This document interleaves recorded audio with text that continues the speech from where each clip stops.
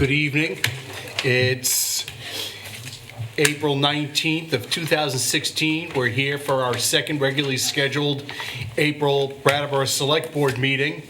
I'd like to welcome everybody who's in attendance on television, either watching live or pre-recorded, and welcome everybody who's in attendance here at the meeting, and members of the press, VCTV operators, and ASL interpreters.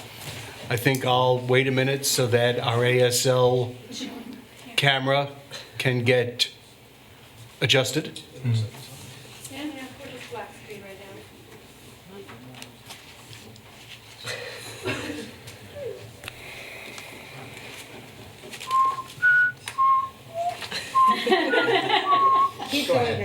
All right, go ahead. So I want to welcome everybody who's here, and I call the meeting to order at 6:15. The first item on tonight's agenda is to approve the minutes from March 30 and April 5 of 2016. Do we have a motion to approve those minutes as presented? So moved. Thank you. We have a motion to approve the minutes from March 30 and April 5 as presented. Is there any discussion or comments from anybody on the board? Anybody who's in attendance have anything to say about those minutes from March 30 and April 5? Hearing none. All those in favor of approving those minutes, please say aye. Aye. Anybody opposed or abstaining? That carries 3-0. I will note that we're down 2 board members tonight, and so all items that are on for a vote require 3 positive votes, which is a majority of select board, which would be everybody present here. And if anybody's concerned about the viability of any item that's on for action tonight, because we're missing board members, we will entertain a request to defer that to another meeting when more board members are here. The next matter on tonight's agenda is chair's remarks. I have 2 sets of things that I want to speak to tonight. First, we had a visit last week, I think it was on Thursday, from the Secretary of the Agency of Transportation, Chris Cole, and we got both good news and bad news. I'll start with the bad news first. It was in the newspaper on Friday, although the Agency of Transportation had indicated that the completion date for the I-91 bridge project, at least the completion of the new bridge, was going to be this year by the middle of the winter, so that the bridge would be open for the winter and ski season. Yes. We learned last Thursday that actually construction will be delayed about another 6 months into the spring of 2017. We have had substantial disruption over the time period when this construction project has been going on, when traffic has gotten backed up on the highway and has been diverted into Brattleboro. There's been very, very substantial traffic backups in the town from time to time, particularly during foliage season. And now we're going to be going through another winter's worth of temporary closures of exit 3 in order to facilitate smooth traffic on 91 when traffic is flowing heavily southbound. We want to just hope that everybody continues to be patient as this project unfolds and reaches its completion. We had the opportunity to see just how complicated a project it was.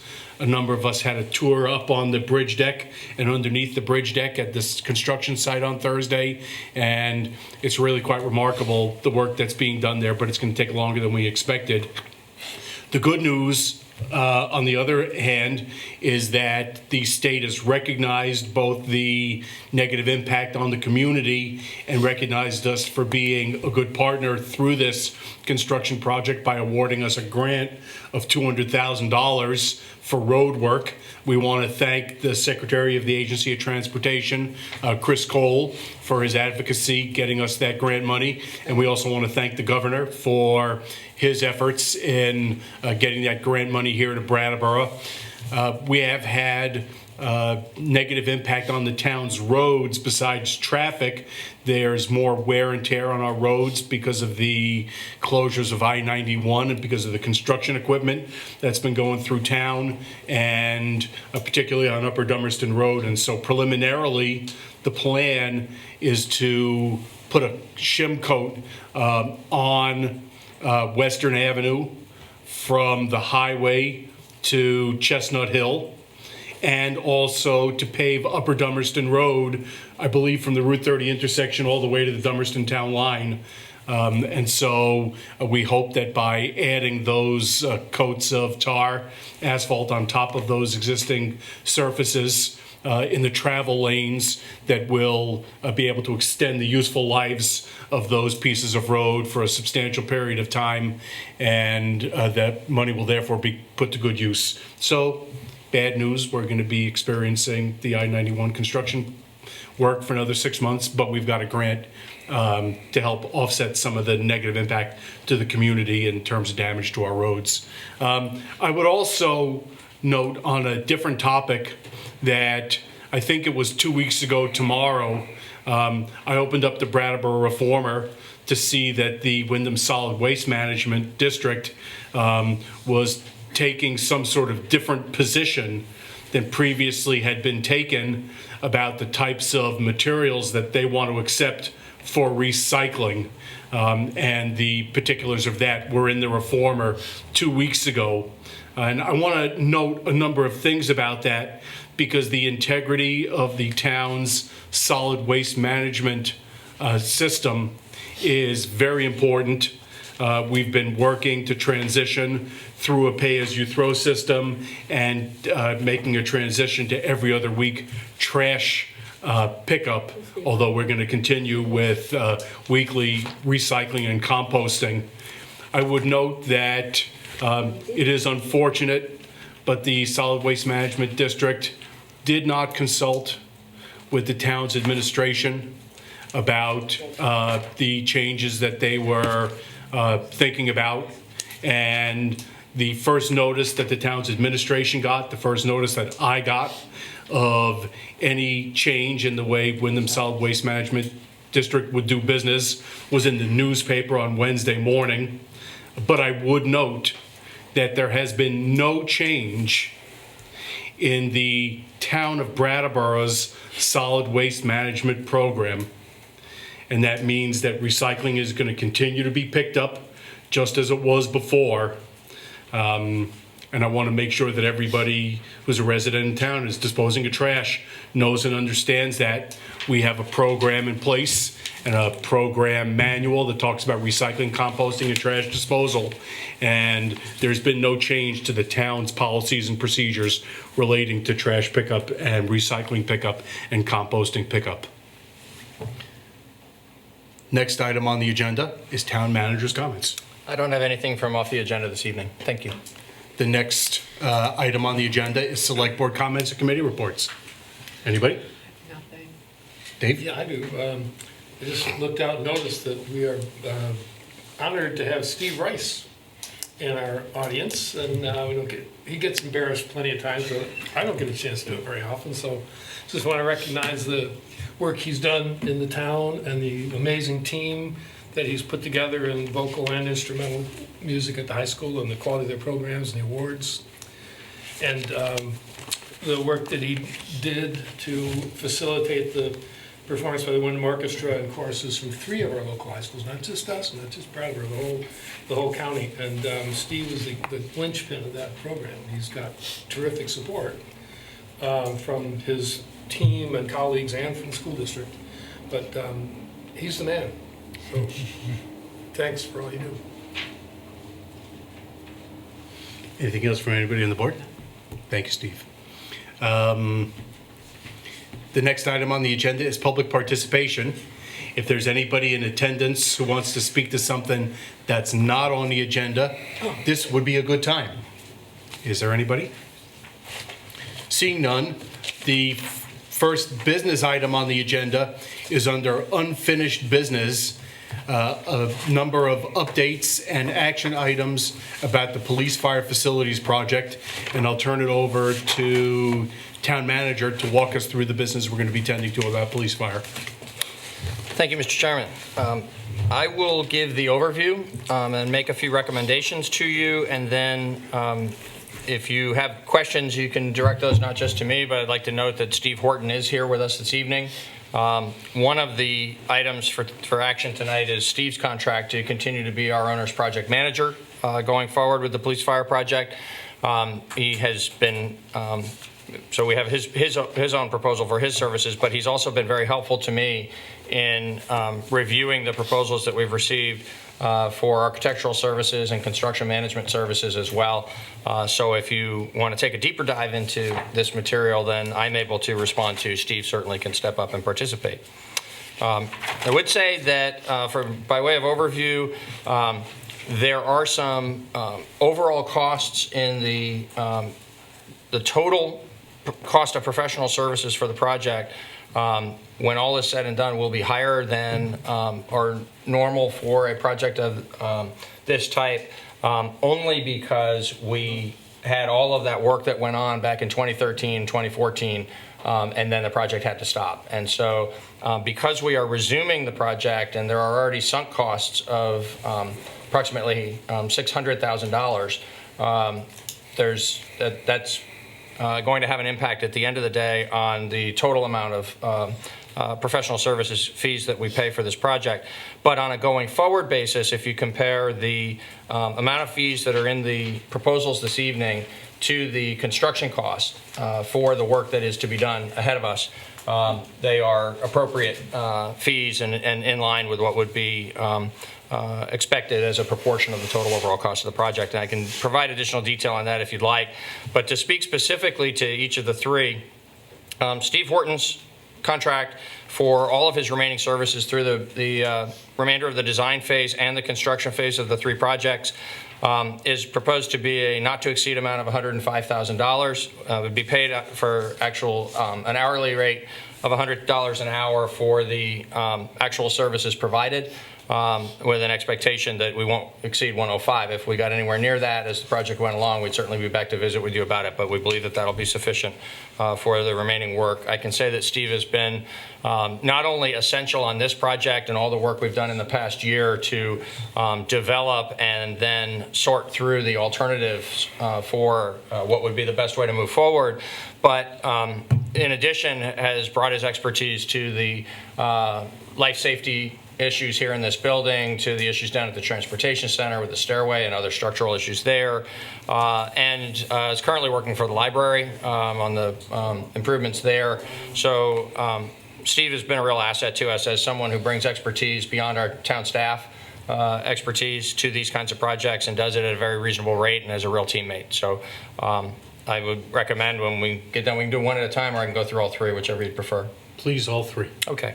So when we get to the end, I will recommend that you authorize me to retain Steve for these services.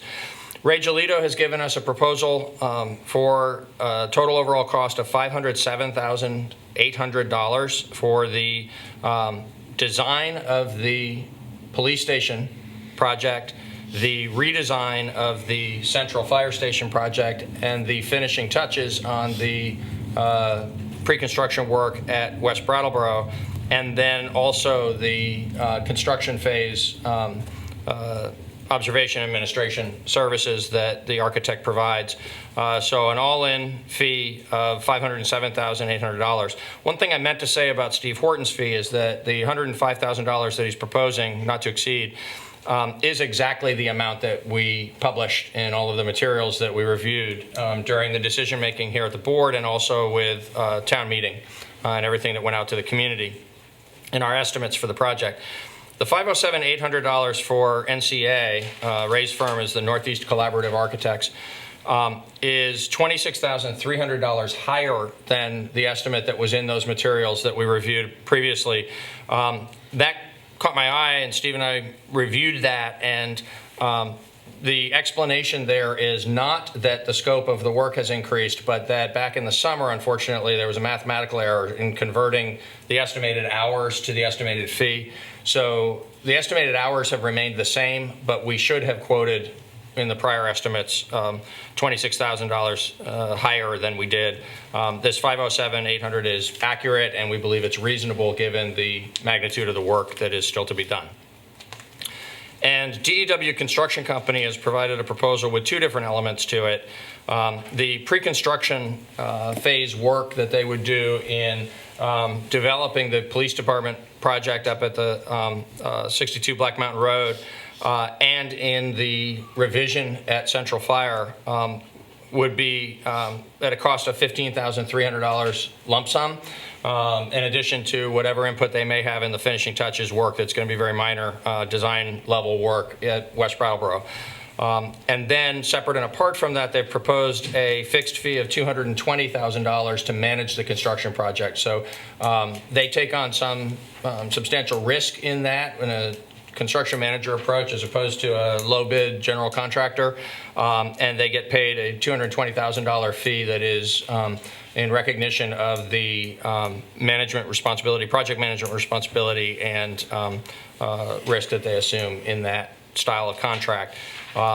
We believe that, and I will say that particularly as it relates to the DEW number, I'm relying on Steve's expertise both as to what's embedded in their calculations and in the reasonableness of this for a project of this size. Steve feels very comfortable that this is indeed both well justified by DEW and appropriate for a project of this size with the three separate components.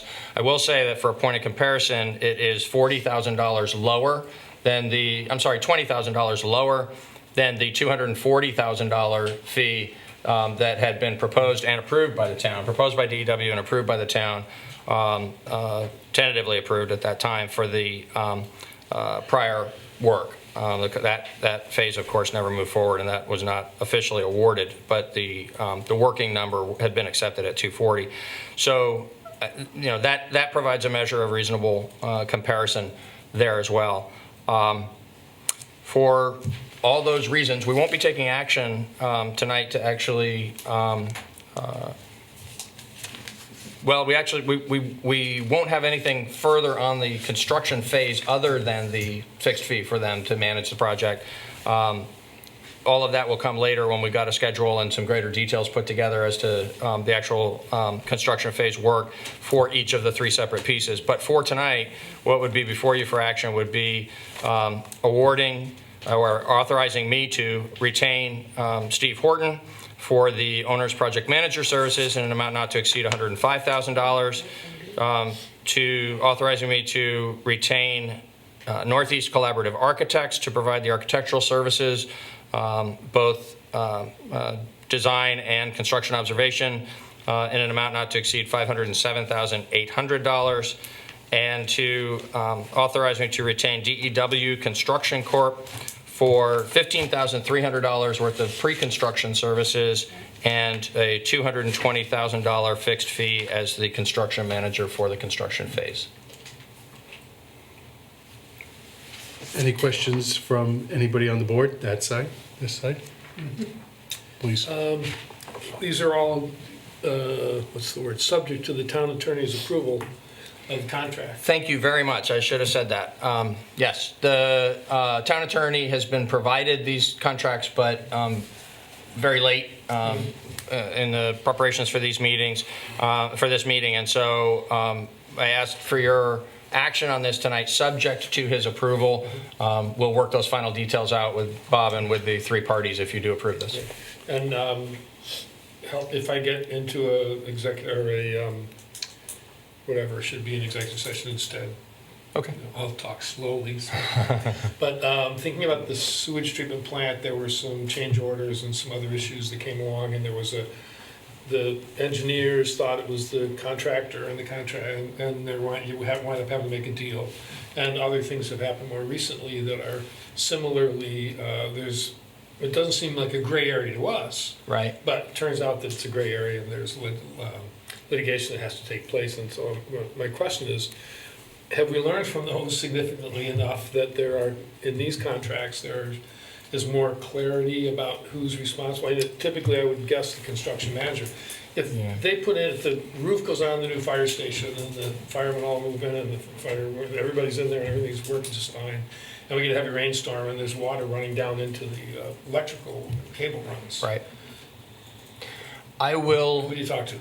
I will make sure in my further communications with Bob Fisher that as part of his town attorney review, he gives specific consideration to that question, making sure the town is adequately protected. As little word for him as possible moving forward. What I need to say, though, so I'll make sure that he thinks about that explicitly as he reviews the documents. Even the best constructed contract, however, that protects us well and provides as much clarity as possible as to who's responsible for what, will not prevent the kinds of situations where something that goes wrong in the project can be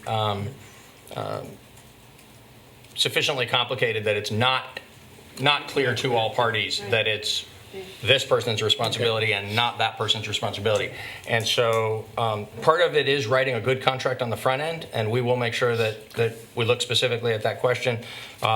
Some of what we have run into in past jobs, and we hope we don't on this job, but something we could possibly run into here would be something that would occur in the field where it is the physical circumstances and the chain of events that determines who's responsible as opposed to the paperwork.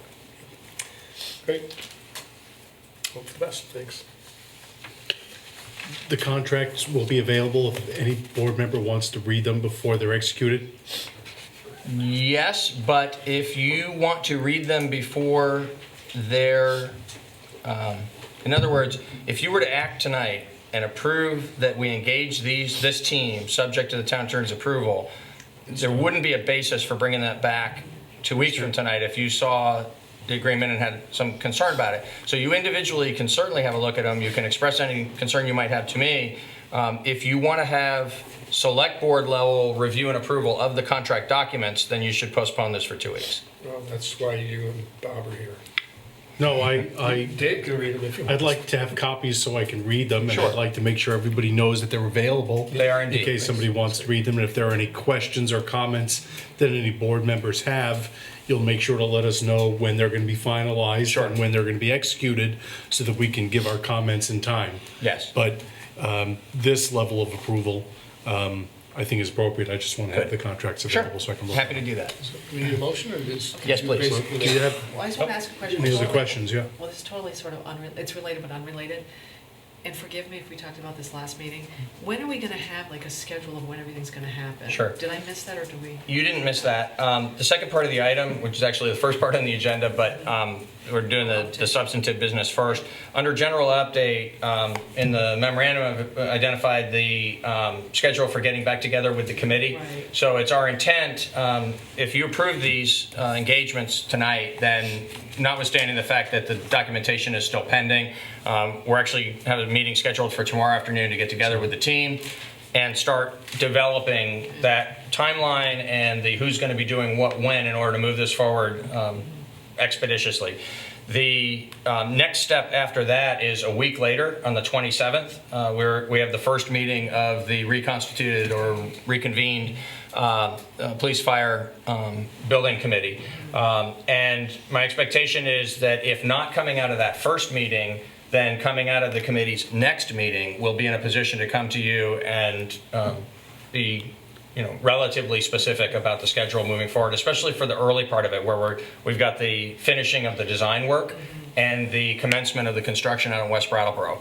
Beyond that, it may take a little longer to pull some of the details together to give you a definitive schedule. But as early as the May 17th meeting at the latest, and possibly as early as the May 3rd meeting, we would expect to be having some information to share about schedule. Great. Other questions that you have? No, that's it. So I have a question for Steve. I'd like to make sure that we and the public understand how these expenses for your services, the architect services, the construction managers, pre-construction and construction phase fees, how those relate to similar projects. I expect, based upon working with you in the last round and looking at these numbers here, that these are standard percentage-based fees. But if you could please talk to us about how these fees relate to the cost as a whole, that would be way useful. Please. Sure. Do you want the 3 separate contracts discussed, or would you rather talk in the whole? Can you do both? I can. Please. As to my own contract, the total fee is approximately 1%, and that speaks for itself. It's over a year-long commitment, a little longer than that, and I can't compare that to anything else, but 1% is a small fraction of the total project cost considering the responsibilities. Construction management contract, the $220,000 fixed fee is approximately 2% of the total construction costs, and that is a very competitive fee in the market today.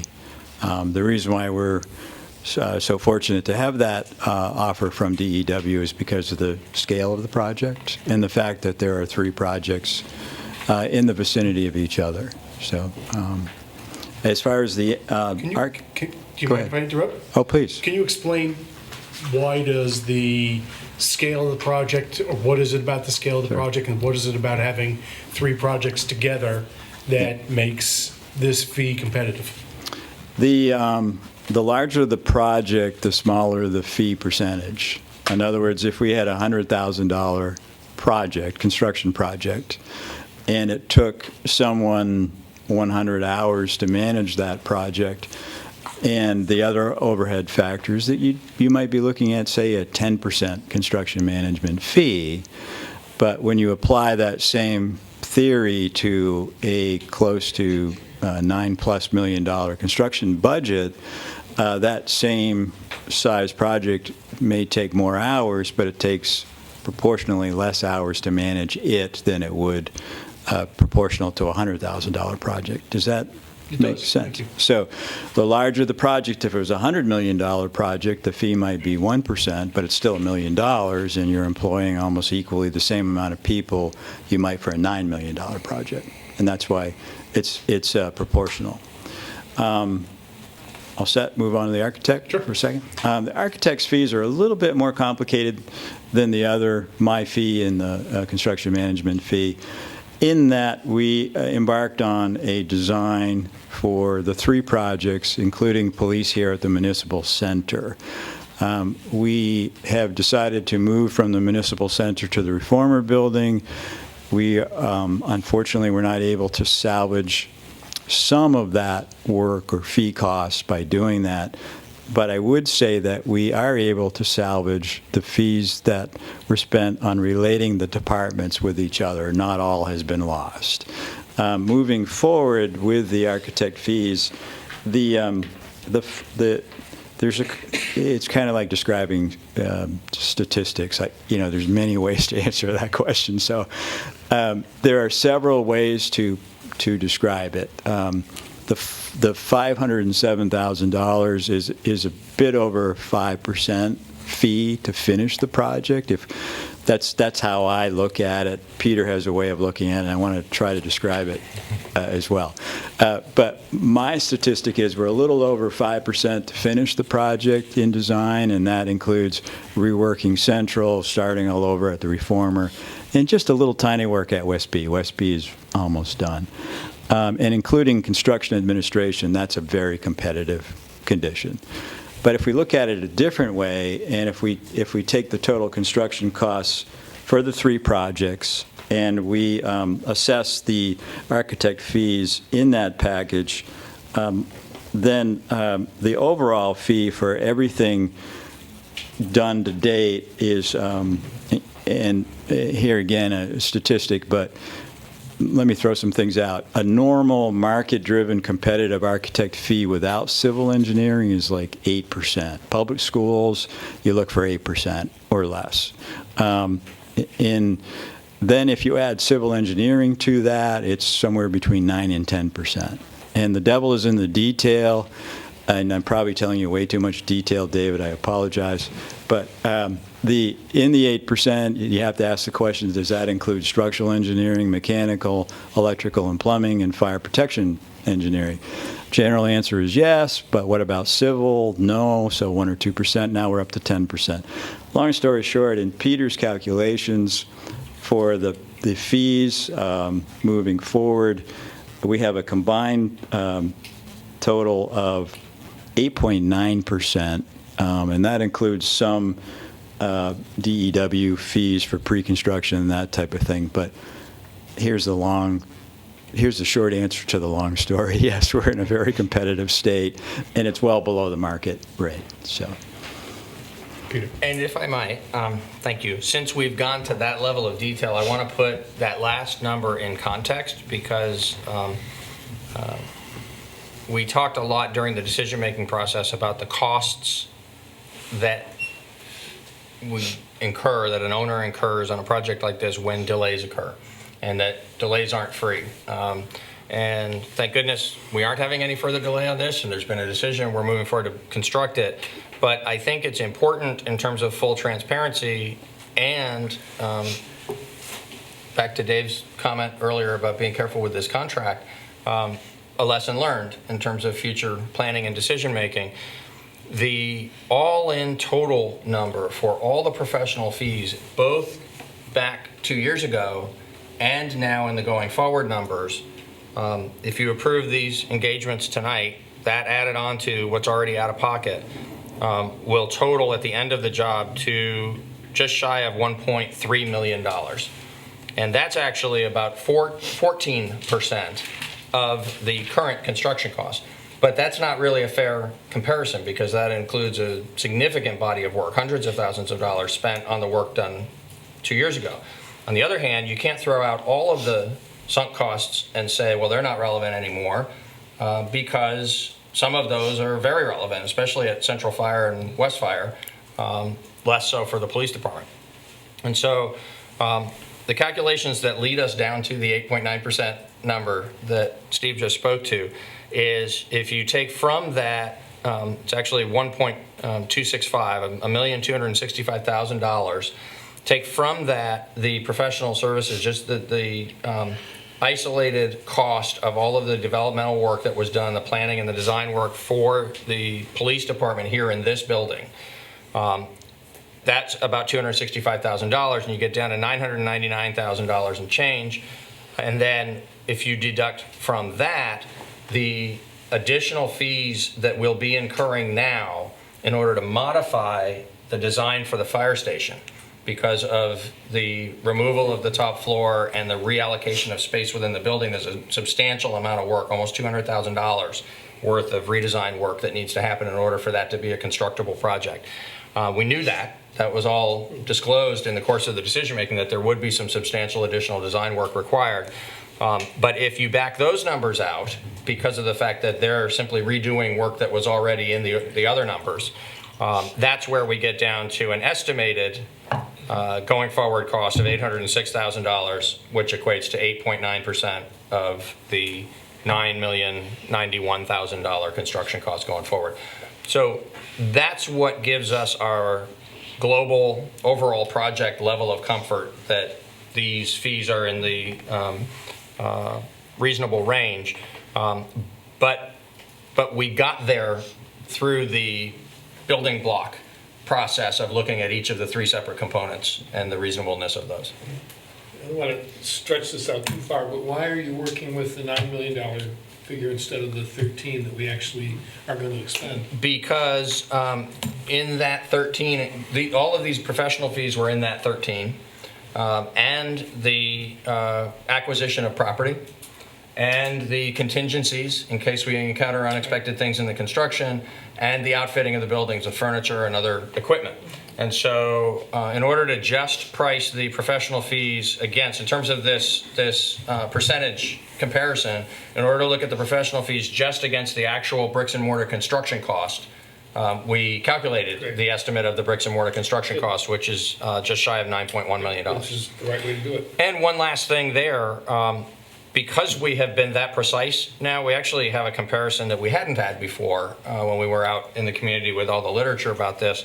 The direct apples-to-apples comparison of the bricks and mortar construction cost for the plan 2 years ago versus the bricks and mortar construction cost today is down from $11,088,000 to $9,091,000, just about exactly a $2 million savings. Hope we can find more comparisons like that as we go forward. That's great, thank you.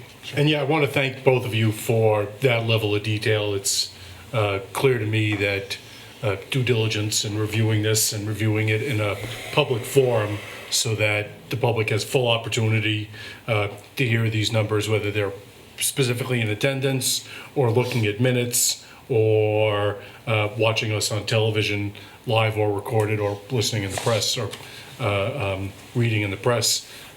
It's a way important part of this. And so I'm going to continue to ask these types of questions because we want these things stated openly in public because there's really nothing that is not the public's business about this project. Absolutely.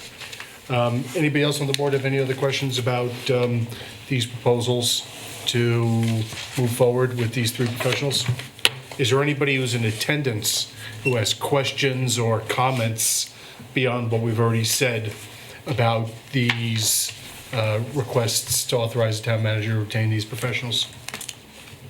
Well, then we're ready for motion. Motions. Do you want me to go Wanna first? take turns? Yeah, we'll take turns. I move that we authorize the town manager to retain Steve Horton as the owner's project manager for a total amount not to exceed $105,000, subject to the town attorney's approval of the applicable contract. We have a motion to approve the contract with Steve Horton as owner's representative. Any further discussion? Hearing none. All those in favor, please say aye. Aye. Any opposed or abstaining? That carries 3-0. Dave, you want to do the next one? Yep. I move we authorize the town manager to retain Northeast Collaborative Architects for a total amount not to exceed $507,800, subject to the town attorney's approval of the applicable contract. Motion to retain the architect. Any further discussion? Hearing none. All those in favor, please say aye. Aye. Any opposed or abstaining? That carries 3-0. I move to authorize the town manager to retain DEW Construction Corp. as the construction manager for the pre-construction phase services in the amount of $15,300 and construction phase services in the amount of $220,000, subject to town attorney's approval of the applicable contract. We have a motion to retain DEW. Any further discussion? Hearing none, all those in favor, please say aye. Aye. Any opposed or abstaining? That carries 3-0.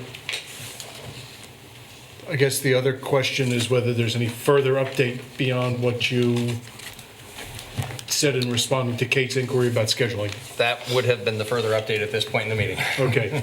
So, anybody have any other questions about project scheduling or any other aspects of the contract? It is very likely for anybody who's watching us or listening to us that we will be discussing police fire-related matters most every meeting now going forward, whether it be to look at contracts or look at expenditures or to hear what the police fire committee has to say or to hear updates. And we continue to encourage anyone and everyone who's interested in the matter to come to select board meeting and to participate and to ask questions. This is a fully transparent project and process, and we want everybody to participate and know what's going on. Anything further about police fire? Well, alrighty then. Next item on the agenda is, well, I'm gonna rearrange the agenda unless there's objection and put the All-State Music Festival next. Because I know Mr. Rice is on vacation this week. So, Peter, if you want to just introduce it briefly, and then if Steve wants to speak to it. I will. So we're pleased to bring to you this evening an opportunity that Steve brought to us about 6 weeks ago, I think now, that Brattleboro has the chance to host the All-State Music Festival. I know that some of you here on the dais know very well what that is and the importance of that for high school musicians and their families and the communities where the festival is held. And it, in part, at least, and Steve may have additional details he wants to share, there are 400 musicians that come to town if this happens in May of 2017, a little over a year from now, and they're teachers, and there's a 3 or 4 day set of workshops that go on, there's concerts that go on, and when those concerts are happening at the culmination of the festival, there are families that come in from all over the state, and we'll be buying meals in town and buying, renting hotel rooms in town, and it really would be a very nice event for us to host on a lot of different levels in terms of both the high school organization and participation in it and the economic benefit to the community. Yes. It begins, the festival begins each year with a marching band parade, and so to continue with that tradition, the parade would be on a Wednesday evening, May 10th of 2017. And what we proposed after some work that the town staff did together with Mr. Rice on this was that we follow the same marching band route or parade route as for the strolling of the heifers. So it is shorter than the 4th of July parade and some of the other parades that have historically happened in town. The impacts would be more limited given that it is a weekday evening.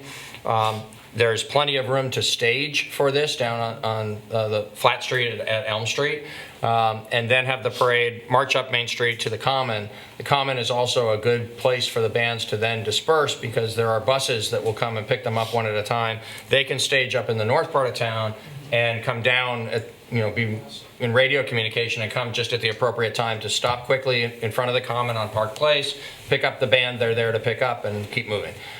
So we think that it can be done efficiently. We think that it would be a really positive event for the community. The one downside we haven't figured out a way around yet is, we know there is some level of concern among the merchants on Main Street for the bagging of the meters in the late afternoon on the Friday event for the strolling of the heifers. We would need to approach this the same way. We in order to prevent people from coming in at some time after 4 o'clock and believing that they can stay there for the entire evening, we would need to bag the meters between 3:30 and 4. Otherwise, we run the risk that since people know if they feed a meter for 2 hours and then after 6 o'clock there isn't going to be any further enforcement, we could end up with some cars on the street when it's time for the parade to come through. So it is our plan at this time, unless a better idea comes along between now and then, that we would allow those meters to be bagged or go out and bag those meters between 3:30 and 4 o'clock that afternoon. Other than that one impact, we think we have adequately addressed or have at least the expectation that we can adequately address any of the other impacts that might be viewed by some people in the community as being negative. Well, I'm going to jump right in and say I think it's a great idea. I mean, I've traveled up north more times than I can count, and this year it's up to St. Albans. And this is boy, it's even further. Well, yeah, it's far away, and it's too bad we didn't have a chance when any of my kids were in high school to do it down here, but I think it's a great thing to have it down here. Now, how many days did you say it was? Is it just one day? Or? It starts Wednesday and ends Saturday. Oh, that's perfect. And the parade would be Wednesday evening. Yeah, and it's all in Brattleboro. Steve, I would know you what's gonna talk carry. about there are ensembles and there's a jazz thing and some kind of I don't remember the details of it now because we only get there for the Saturday, but fill us in the other days.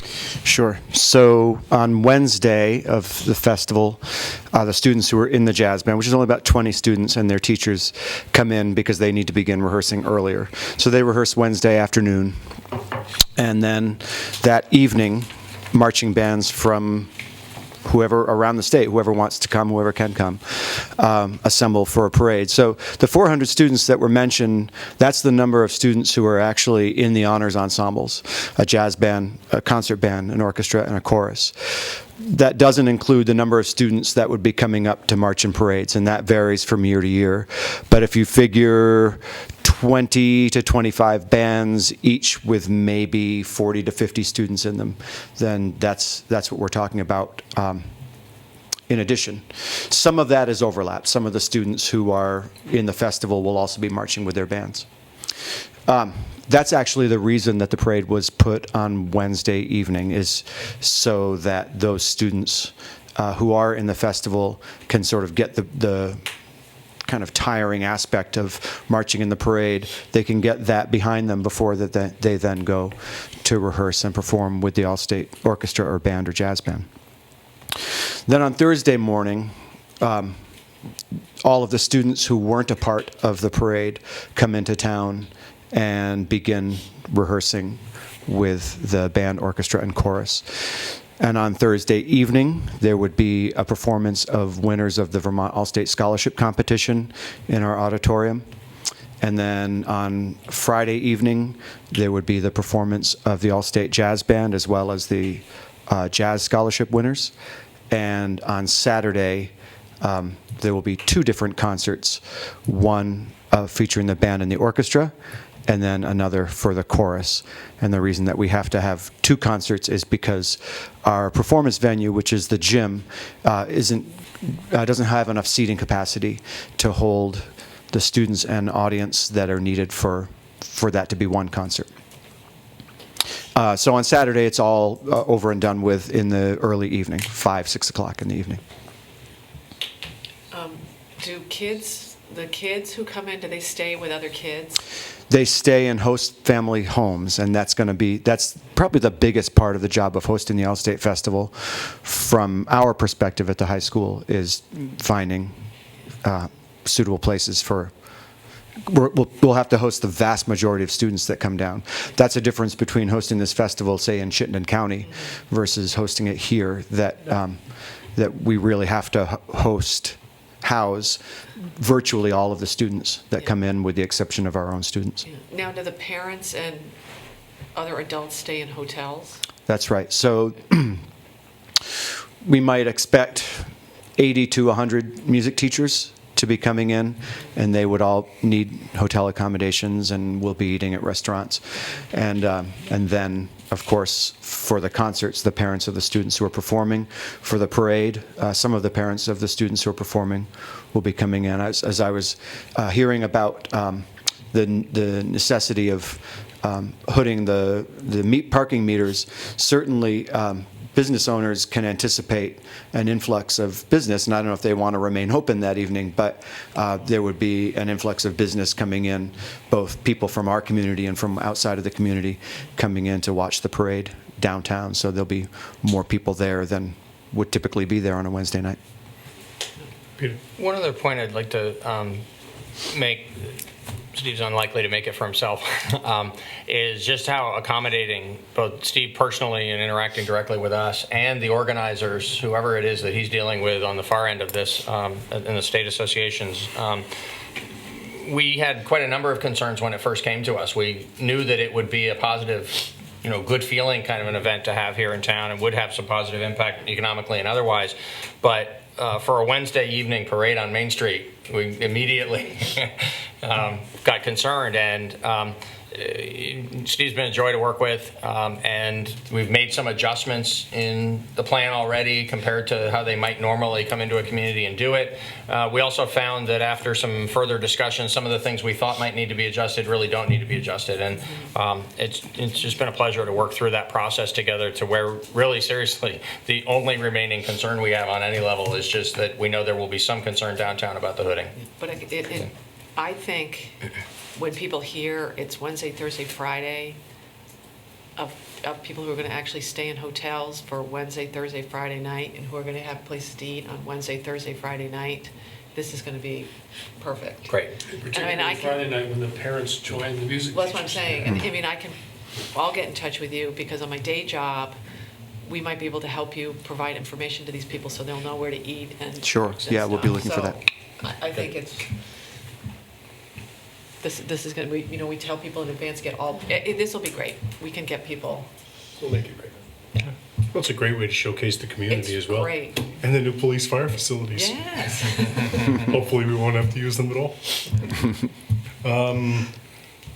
Any other questions or comments from anybody on the board? Anybody who's in attendance? We're ready for a motion. Well, I'm pleased to move that we endorse the concept of allowing a parade on Main Street on May 10th, 2017, in conjunction with the Vermont All-State Music Festival, and instructing the town manager to continue to work with the parade organizers to address all applicable details. We have a motion to endorse the May 10, 2017 All-State Music Festival Parade. Any further discussion? Hearing none, all those in favor, please say aye. Aye. Any opposed or abstaining? That carries 3-0. Thanks, Steve. Thanks.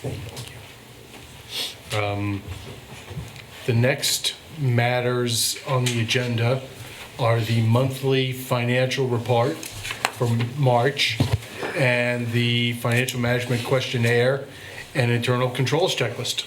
Peter? Thank you. I'll speak first to the monthly report. You have it under tab A in your notebooks.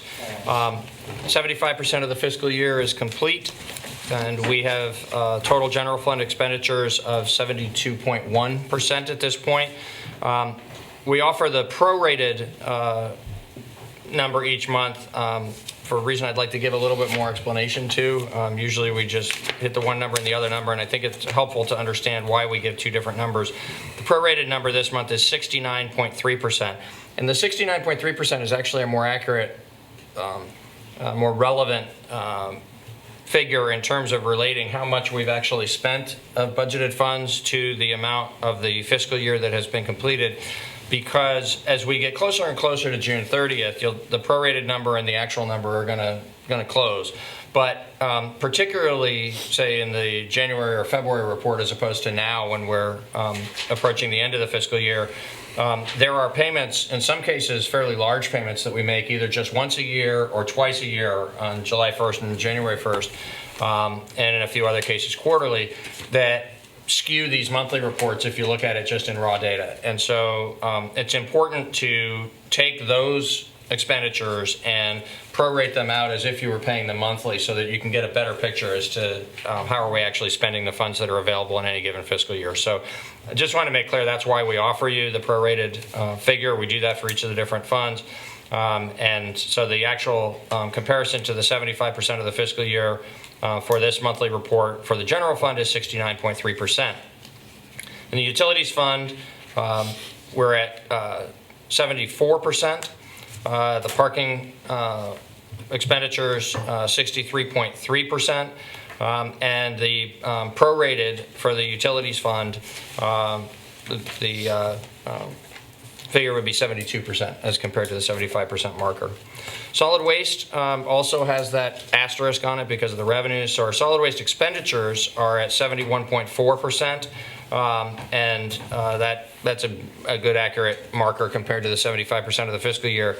But we're doing very well with revenues. So the 73.9% looks like it's a good solid number anyway, but it's actually even better than that because the accounting for the recognition of the receipts for the monthly revenues to the solid waste fund are always 1 month behind. So we're actually going to be up into the 80s when you see this report next month.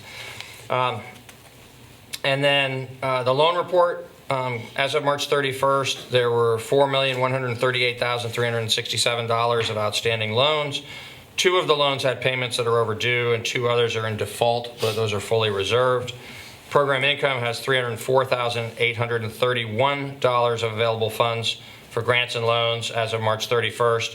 We currently have 48 active grants and 3 grants in the application process. Anybody on the board have any questions about the financial report? Can I just have one Sure. comment? Because everything else seems to be around the 75%, unless you're prorating it. Mm-hmm. But the parking fund expenditures are way down. Yes. And is it because, I'm looking at it, is it because we're a staff person down? Yes, Okay. that's exactly why. Yeah. Yeah. What was the reason why? We're short a person in the parking unit right now, and it's a small unit to begin with, and so when there's salary savings Right. But I'm in that area, assuming we're going to get adds up another quickly. person. So Yes. this is not like a, No, this is not a indication of a longer-term trend. In the future, you'll see parking expenditures that are closer to budget. yeah, okay. Snow removal was way down too, but, I probably had way lower snow removal. Yes. okay. And we were able to redirect some of that savings into some of the spring maintenance that needs to be done. So that was good. So I know that Mr. Scholes has got a whole series of little questions, but I think he's No, going to I'm ask going to just Mr. talk to John, O'Connor. because they're just, Okay. the instrument, there's just some yeses and nos there that I kind of wondered. I'm sure there's an explanation, and typically I run him through the whole litany, but Okay. he's smart enough not to show up tonight. So I'll He's spend a- some time with him. Yeah, he'll be here. You can either see him privately about it, or he'll be here It's for the just next from my monthly report. understanding, so I know. Okay. I can look at it. I should describe at least what those two documents are Right. when you're ready to. So I just move want to make them. sure, I will note that there's, other than members of the press and the, what's that his title, Assistant Superintendent? She is highway superintendent. Highway Superintendent, and other than the Highway Superintendent, utilities, we've got nobody here in attendance. So I'm still going to ask, anybody have any questions or comments about the financial report? Hearing none. Next one is the financial controls inventory. Okay. So there's two different documents under this item. Each of them is an annual item. One has in exactly the same form as you saw it a year ago, which was slightly modified from prior years because of some questions that I had when I first arrived. That's the state questionnaire that's required by statute. But what you're seeing in front of you tonight is exactly what you approved last year, and is John can certify to you, and so can I, still accurate. The auditor's checklist covers some of the same territory, but it's not identical. Relates very explicitly to our internal controls in town that protect against fraud and waste and mistakes. And we're happy to report that the new auditors have asked for, this is a standard part of an auditing process that you would fill this out, but the form that the new auditors use is quite a bit more extensive than the form that the former auditors used. So we like that as an indication of the thoroughness of the work that we're expecting the new auditors to be doing in conducting the upcoming audit. If you have any questions about either document, I'll be happy to try to answer them, and if there's anything I can't answer, we'll get John to answer them for you when he gets back. I take it that this combination of yeses and nos means that we've got the right controls in place? It mostly means that. So I think it's not to say that there's any perfect system of internal controls. You're always weighing the cost of the control versus the risk that you're protecting against.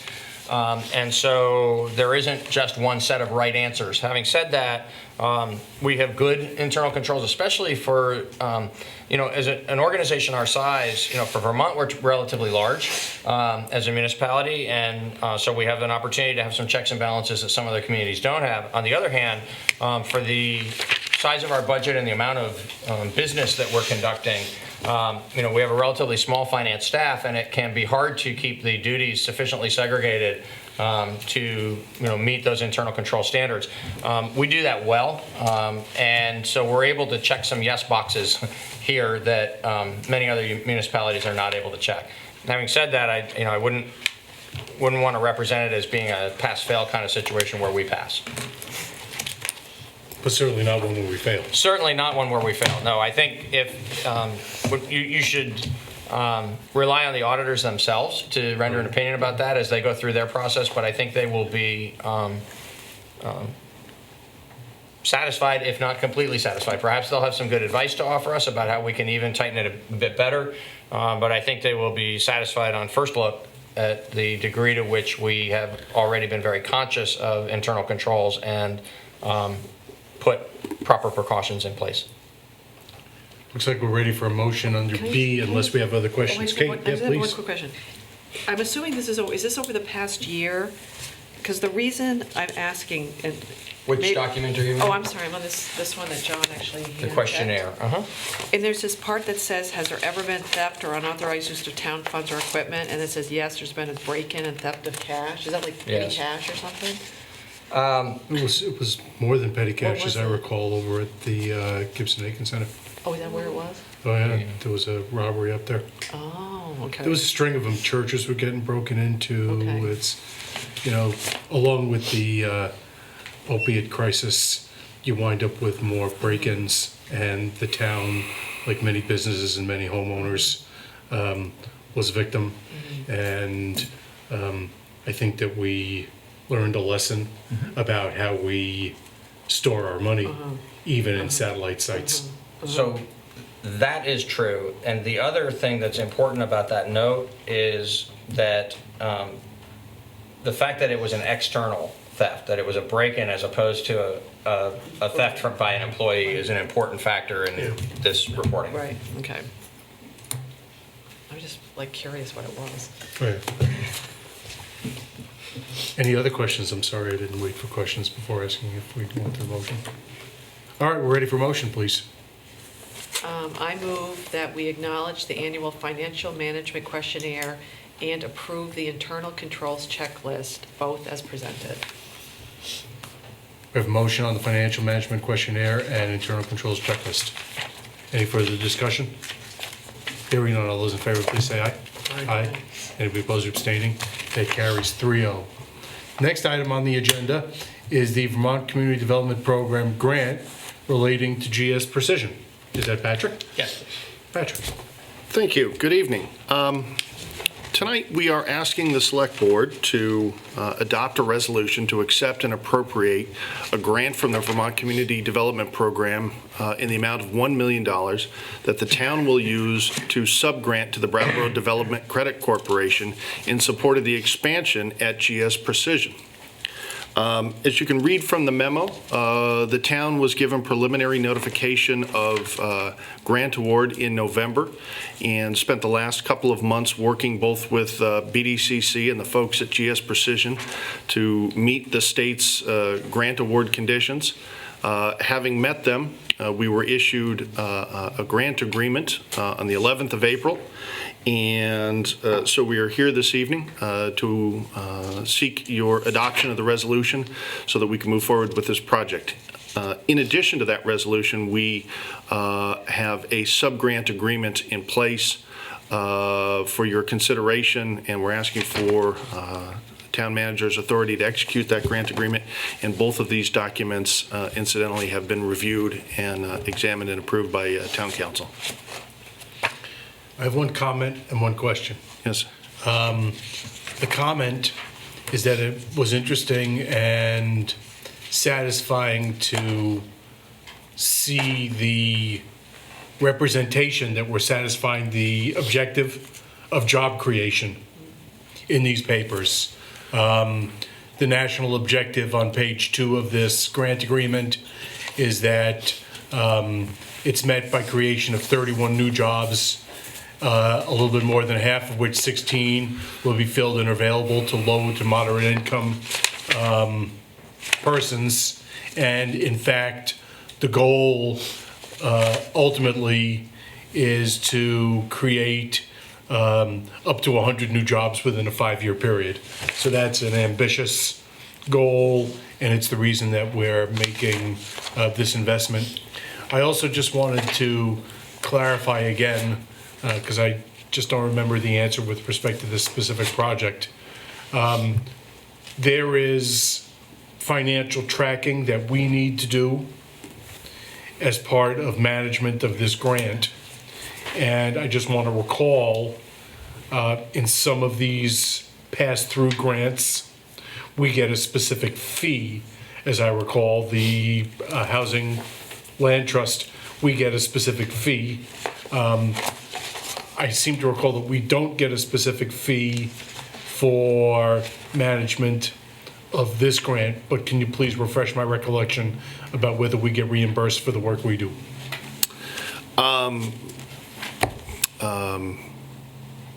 You raise a good point. The town's either contribution or receiving of financial resources to compensate the town for the administrative overhead changes a little bit from grant to grant. It's changed a little bit in terms of what we have requested of the select board with each project. And it's sort of an evolving discussion between the town and the state, wherein over time the state has been suggesting to the town that when we offer our labor as an in-kind contribution, that is seen very favorably in Montpelier. So in our more recent applications, we have been making that request to the board. And so in this particular application, the town is contributing its general administration work rather than being reimbursed for it. And you have it down as $3,000. Correct. Makes sense. Thank you. It's nice to have that quantified and to recognize it as an express contribution that we're making to regional economic development. It's one of the reasons why I was in favor of the lower contribution to, per capita contribution to CEVEDS, because we contribute in many other ways to regional economic development in ways that other towns do not, because of the infrastructure and the staffing that we have in place. Any other questions or comments about the GSP grant agreement? If not, we're ready for a motion. I move we adopt the resolution to accept a community development block grant implementation grant in the amount of $1 million from the Agency of Commerce and Community Development in support of Brattleboro Development Credit Corporation for the Exit 1 expansion project to assist GS Precision, and to authorize the town manager to execute the sub-grant agreement between the town and BDCC as presented. Any further discussion on the motion to adopt the resolution in support of the CDBG grant? Hearing none, all those in favor, please say aye. Aye. Anybody opposed or abstaining? That carries 3-0. I'm sorry, we should have called you first too. Right after the All-State Festival. I'm sorry. Okay. Well, no, it's not okay, but it's too late now, sorry. Hannah, please tell us about these grant applications. Good evening. My name is Hannah O'Connell from the Department of Public Works, and I'm here before you tonight for approval to do 3 grant applications. Although admittedly I've already applied for them and the timing on the select board meeting didn't quite work out.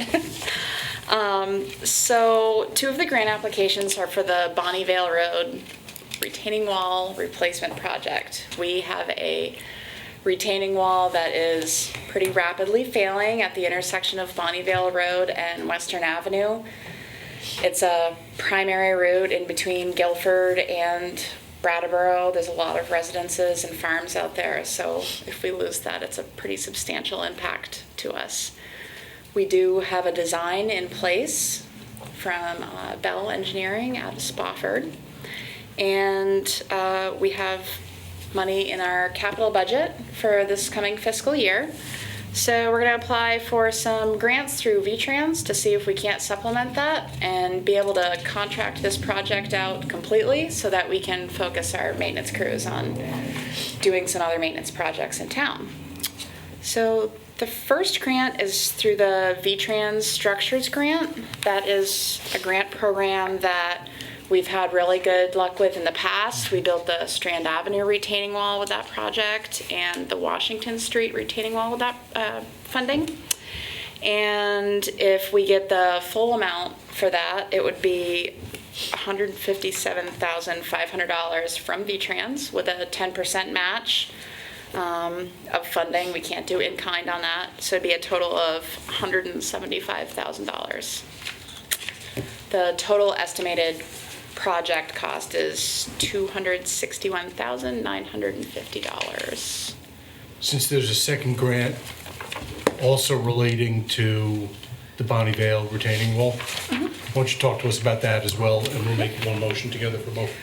The second grant is from a not so new funding source, but a newly expanded funding source. It's through the Better Backroads program. They are trying to correct erosion-related stormwater issues, trying to get ahead of some of this drainage and stormwater changes that we're going to be seeing. And they have expanded this year to include retaining walls up to $40,000 with a $8,000 match.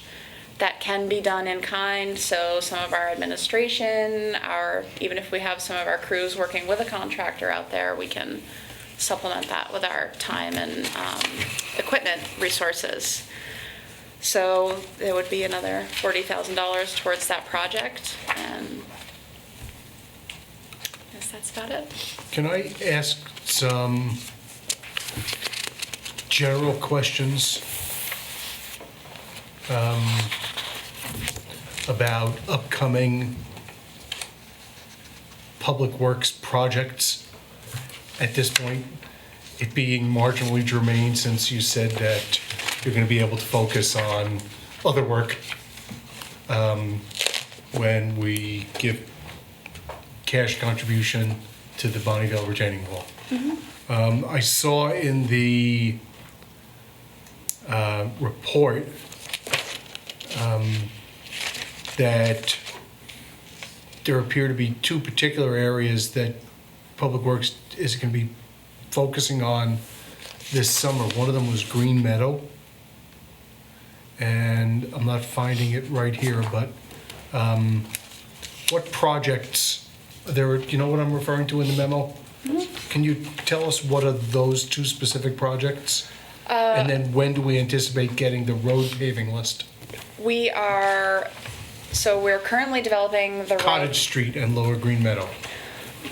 Cottage Street and Lower Green Meadow, both of those, if I recall correctly, they're both sewer-related projects. With Lower Green Meadow, we actually did Upper Green Meadow last year. That was the street that was a development several decades ago. It was very wide. We narrowed it up. We improved the drainage on that street on the upper half. The road was in very, very poor condition. It was truly falling apart. And so we're extending that to the lower half of that road as well. That's the one off Greenleaf Street? Correct. Yeah, terrible shape it was in. And the sewer line on that street is actually collapsing. So if we're in there paving it, we're gonna get the roadway done. And Cottage Street, the sewer is also in very poor condition. Let's see, the paving list, we are developing that right now. We're gonna start getting our bid documents all squared away, and then we'll be back. Off the top of my head, we're looking at doing a reclaim of South Street. It's in extremely poor condition. There's no chance that even a shim coat or anything like that's gonna save it.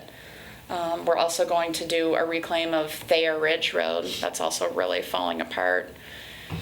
And a section of Bonneville. Is South Street Tater Lane? It turns into Tater Lane and Guilford. Yeah, all right. And we're going to do a section of Bonneville, so hopefully that'll all kind of come through when we do the wall and kind of be able to transition, because that's pretty rough out there. And we're looking at a lot of smaller areas, like there's some sections of Black Mountain that are in pretty rough shape. Green Hill Parkway. Excellent. And I we're guess still, the only other, I don't mean to interrupt, thank you for that, that's helpful. It's nice to see that list come through every year. The only other question I have, it must be 3-4 years now that the drain line on Harris Place has been on this list, and we never hear about any progress on that. So it just keeps getting moved from list to list, or is there some kind of planning that's happening? it's kind of one of those projects that it hasn't deteriorated substantially. Good. At this time. We are keeping a really good eye on it for any more movement on that. And so at this time, it hasn't really risen to the top, but it is going to be a project that has some cost. That's the one over the bank? Correct. Right. Thank you. Sorry to take up everybody's time. No problem. Any other questions about the Black Mountain, not Black Mountain, about the Bonneville Road retaining walls? I move to approve the application for $175,000 structures grant from the Vermont Agency of Transportation to supplement capital funding to replace the failing Bonneville Road retaining wall, and to approve a Better Back Roads Program grant application to the Vermont Agency of Transportation for $40,000 Category C grant to supplement capital funding to replace the failing Bonneville Road retaining wall. I'm sorry I broke those motions up different than the way they were No problem. presented. It's fine. Any further discussion on the Bonneville Road retaining wall grant application motion? Hearing none, all those in favor, please say aye. Aye. Any opposed or abstaining? That carries 3-0. And then there's another Better Back Roads grant? Through the Better Back Roads grant, they have several categories, and one of the categories is they provide money for planning projects.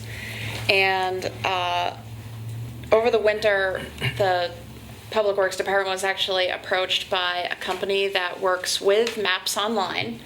This is a pretty unique situation. They've created modules for Maps Online. That's the organization, the software that we work with for emergency services, our planning departments. And what they've developed is an asset management system. And they're able to come in and they rate our roads. They have formulas and they have all kinds of expertise in this. They come in, they rate every stretch of road from intersection to intersection. They quantify that, they put it into software, and then what they do is it rates our roads and it tells us what types of road treatments we should be using. And so they look at everything, traditional treatments that we use here every year and some newer, more non-traditional treatments that we haven't used. And so this is something we're kind of excited about because it allows us to really start looking at some real data-driven, trying to bring our general road service life, is the term that they use, up all over town. And we'd be looking at treatments from crack sealing to chip sealing to all the way up to paving, milling, reclaiming. And you can kind of play with the numbers and see what works best for the year. So it's a program that's pretty interesting, and we think it'll really get us some bang for our buck to do this. And it brings somebody in from the outside to help us do that and teach us how to rate our roads. They're experts in their field. And so this grant their proposal is $33,500. They actually walk every single paved road in Brattleboro, and they provide us support. And so this grant is for a total of $8,000, and we would supplement the rest of that through our professional services and some other line items. That sounds excellent. Any questions from anybody on the board or anybody who's in attendance? I move to approve a Better Back Roads program grant application for an $8,000 Category A grant to perform a townwide pavement study and transition into a pavement management program.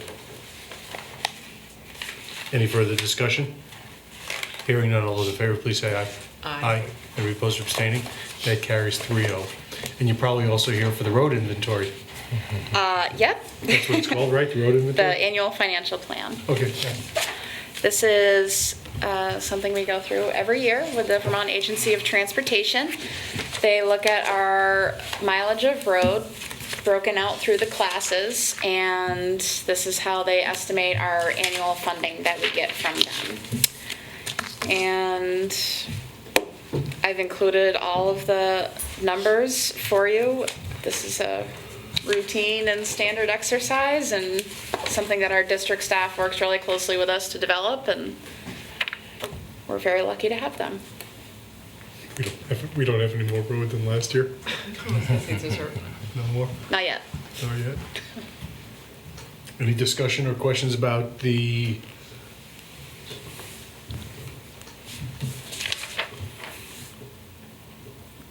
AOT annual financial plan? We're ready for motion, please.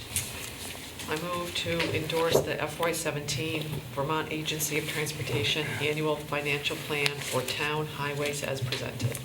Any further discussion?